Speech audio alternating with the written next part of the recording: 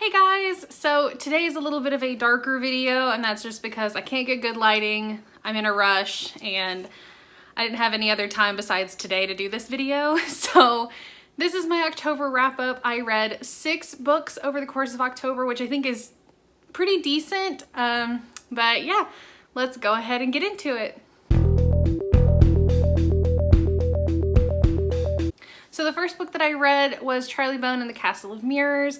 This is the 4th book in the Charley Bone series. This one is more focused on the character Billy Raven, who up until this point has kind of been like back and forth as like good guy, bad guy, good guy, bad guy, good guy, bad guy. This one, he is just a poor little sad child and he needs some answers, and Charley is the one to help him. I love the friend dynamic at this point. We have characters that are learning that they have powers that they didn't know they had. We have characters that are really coming into their own. And then we have Charley Bone, who is just the best. But this book was really good. I think I gave it 4 stars. It's not my favorite out of the entire series, but it's still a really good quality addition. Next, I read Crazy House by James Patterson. I did not like this book. I DNF'd it. I don't even know what percentage I DNF'd it at because it was just awful and I wanted to be done with it as soon as possible. This I gave 2 stars, which I think is modest. I think I want to give it 1 star. This claims to be the next Hunger Games, but it's about these 2 twins that one of them, the bad one, gets taken and the good one basically spends the entire book trying to get the government to help her find her twin. Nobody's willing to help her. She finds out that the government system is a lot more flawed than she thought, and there is a group of rebels who are trying to overtake everything while the bad twin is put through basically torture. It's literally this crazy house where like they make the kids go through extensive training and learning, and then they fight each other to the death, and I'm like, it's confusing.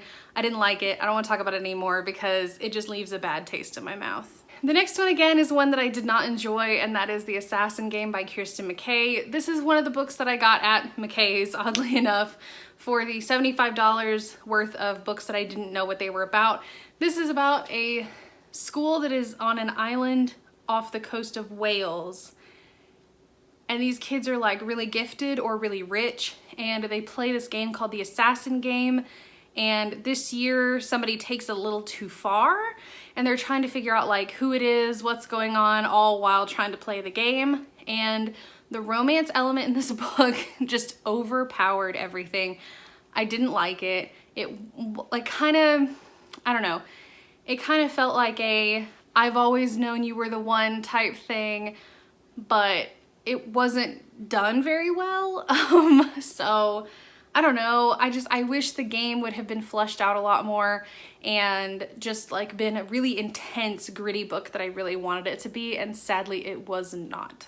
The next one I don't have a copy of, but it is the Jun Bs by Tracy Baptiste. I really liked this book. I think I gave it 4 stars. This is about a girl that she goes chasing after like a little creature in the woods trying to recover her mom's locket, necklace, something. Don't remember.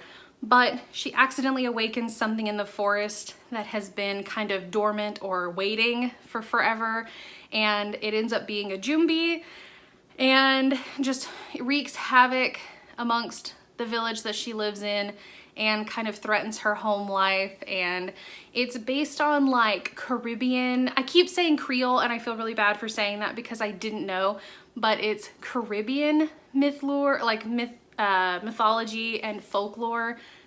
I will get that out eventually. But it's really good. The family dynamic is great. The like people in the village were fantastic. There was a lot of character building, but not so much that you were like bogged down by it during the story. So it was a great little middle grade and I really enjoyed it. The next one, I finally finished City of Ghosts by Victoria Schwab. This is a library copy, so like it's super shiny. But this is about a girl that her parents are ghost hunters, and they have recently like signed on to do a show about ghost hunting. And she goes to a little town in Scotland where apparently it is super haunted because her parents might be the ghost hunters, but she's the one that can actually see ghosts. I loved this book, definitely a lot more than I thought I would. It was like 4.5 stars. I'm not giving it 5 just because the beginning was kind of but honestly, just the way Victoria Schwab writes is amazing, and I loved this character and her best friend, and honestly, I want her parents as like best friends. Now this last one you can see still has a bookmark in it, but I will definitely be finishing it tonight, so I'm counting it. And this is Small Spaces by Catherine Arden. This is about a girl that stumbles across a book that is about like a mystery that happened hundreds of years ago in the little town that she lives in. This is right after the death of her mother, so she's trying to like cope with that, and she like kind of loses herself in the story of this book. But then all the things that she's reading about start coming true, or like start manifesting in the real world. And it's a little extra terrifying, especially because of these scarecrows, like super creepy. I didn't know a middle grade could scare me this much, but it totally is. And I will probably give this a 5 out of 5 because it is absolutely amazing so far.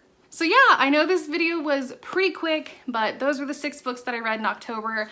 I'm really looking forward to November. And if you all have any suggestions based off of like the books that I liked or disliked in this video, please leave them down in the comments below. I would love to read through more recommendations because I'm always looking for more books to read.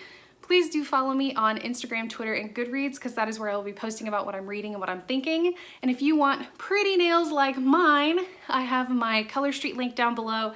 That is how I fund my reading addiction, and it really helps this channel. Please do not forget to like, comment, and subscribe, and I will see you all next time. Bye!